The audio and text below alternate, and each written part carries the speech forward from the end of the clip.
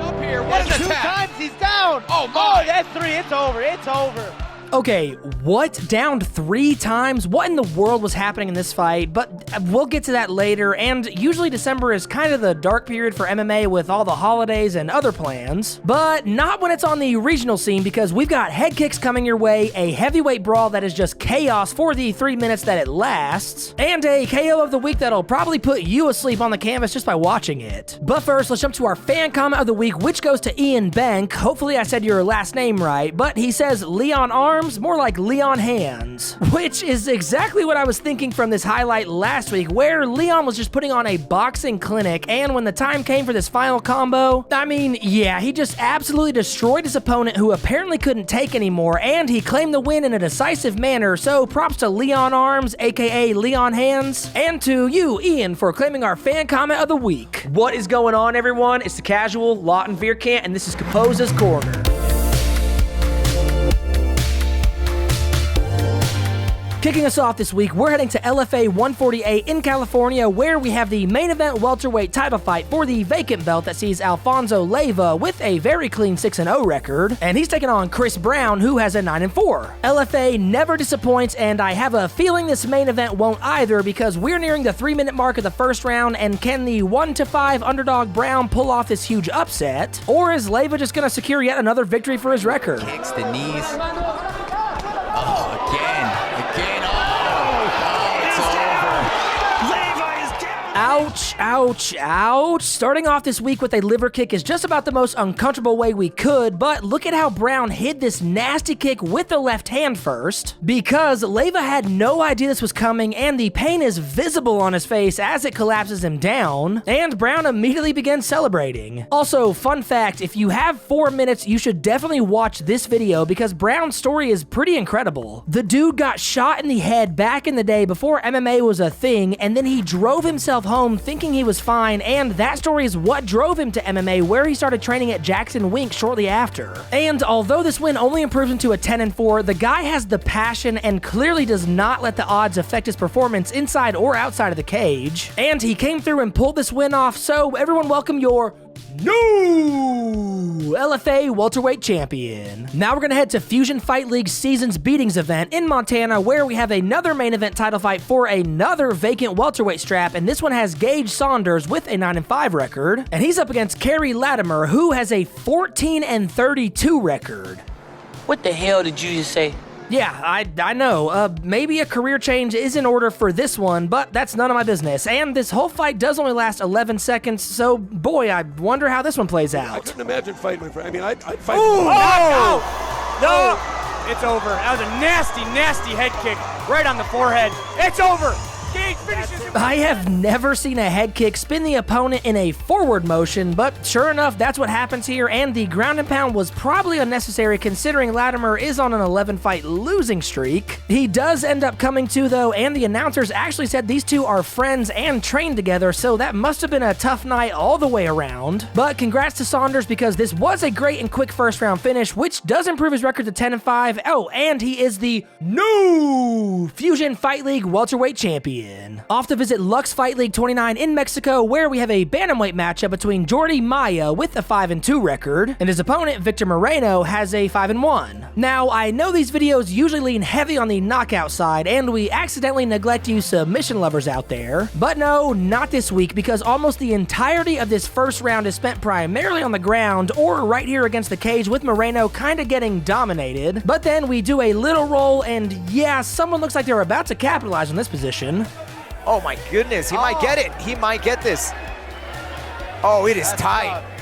Oh! A liver kick into a head kick, and now a hyperextended knee via knee bar? Yeah, we are just hitting all the brutal finishes this week so far. Like I said, Moreno was basically being controlled the majority of this round, but somehow he saw that leg when he was trying to stand up and decided to roll into this knee bar, which turned this entire fight around completely in his favor. Now, this was only his second submission win, but you gotta give him some credit for seeing this submission and rolling into it that quickly, so props to you for that, and congrats on this win that improves your record to 6-0. 6-1. Up next, we're gonna head to Fighting Force 10 in the Dominican Republic, where we have 2 fights to show you. For the first, we have a heavyweight matchup that has Giancarlos Toribio with just a 2-3 record, and his opponent, Andres Bermudez, has a 2-1. So, Caposa titled this one Wild Heavyweight Brawl Finish, and as I'm sure you're noticing by now, yeah, that's exactly what this fight was from beginning to the end. And with just a minute and a half left in the first round, well, someone's punishment finally comes to an end. Andres Bermudez is countering beautifully. Another one. Another one, and down goes beautiful Toribio. hook right.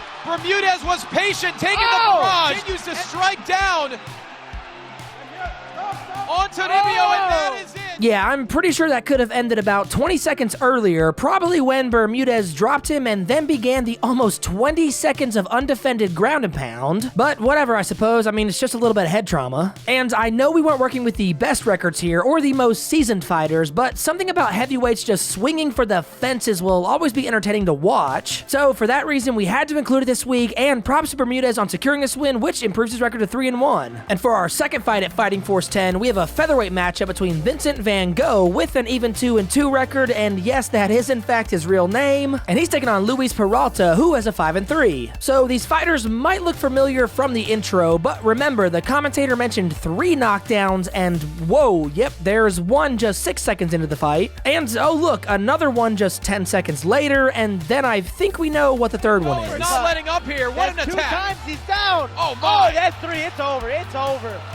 So that whole fight only lasted 25 seconds, and needless to say, Van Gogh was not wasting any time and obviously wanted to secure that win, and he wanted to do it quick. Here's another one that didn't have the most experienced fighters, but it does improve his record to 3-2, and he is on a 2-fight winning streak now, so maybe he'll get some more in the near future. And if not, I mean, with a name like that, I am sure he can find another skill he's probably good at. Moving on, we're gonna check out Erez FC 10 in France, where we have 2 fights to show you. For the first, we have a heavyweight bout that sees Badr Medkouri sitting at a clean 4-0 record, and he's taking on Benjamin Shahich with just a 4-2. Here is another one for you submission lovers, because just 20 seconds in, we find ourselves on the ground, and well, yeah, Benjamin immediately starts making something work, and oh lord, yeah, that's an omoplata, but it actually doesn't seem to be tight enough to force the tap, at least not yet, so let's see if he can escape this one.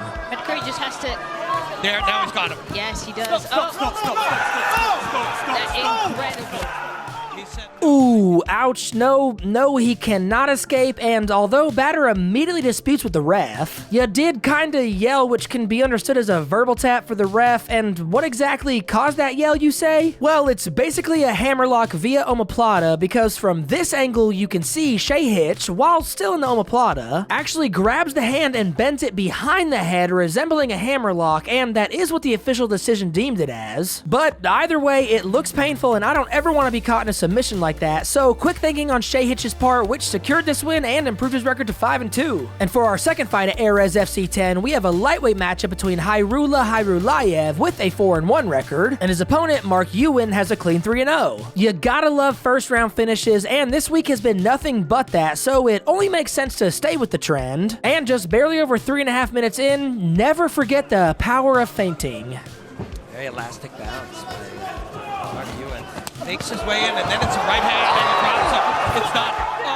Watch that again. Ewan feinted just about everything in this lead up, and then Hayrulayev, not knowing what was actually coming, eats 2 right hooks, and the ground and pound was short-lived, thank you to the ref, and this one is over. I know it's still early in his career, but Caposa mentioned this is a prospect to at least keep your eyes on, because this win does put him at a pristine 4-0 record, and his first professional fight was just back in August of last year, so the guy's got some momentum going for him already, and we hope that he can translate that into some more wins very soon. Next up, we're going to pay a visit to our friends at Eagle FC 51 in Kazakhstan, where, oh yeah, it is finally time for Caposa's hand-picked submission of the week. Here we have a heavyweight bout between Vladimir Dynako with a nice 14-5 record, and his opponent, Alan Makitov, has just a 4-2. Submission of the week in a heavyweight bout, and some records that don't seem to make much sense. Sounds like a recipe for a good finish in my book. And this is another one that goes to the canvas just barely halfway through the first, which is where we're going to stay for the rest of it. And serious question, what do you call this submission?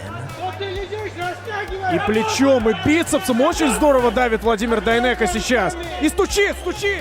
a howdy choke, a reverse arm triangle, a breaststroke choke. These are all the names Caposa said that this submission has been called. And hey, look, Josh Barnett even chimed in on Twitter and called it the cross-side choke. So yeah, I'm not sure anyone knows what to call it, but as you can see, it's basically a modified arm triangle. And once Dynaco secured it and still had side mount, I mean, yeah, what do you even do to get out of that one? He definitely had to use his creativity in this one, but it did pay off and is another win added to his record, improving it to 15-5, and congratulations on winning our Submission of the Week award. For our last event this week, we're heading to ACA Young Eagles 31 event in Russia, where we have 2 fights to show you. For the first, no, we did not forget, because now it is time to dive headfirst into Caposa's KO of the Week. Here we have a flyweight matchup between Ibrahim Galimbiev with just an 0-1 record, and he's up against Kurmanali Nurzatbek, who has an even 2-2 record. Oddly enough, our KO of the week is the only fight to not be finished in the first round, because here we're in the third and final round, and we've only got 30 seconds left. So they were really waiting till the last minute, but some things are definitely worth the wait.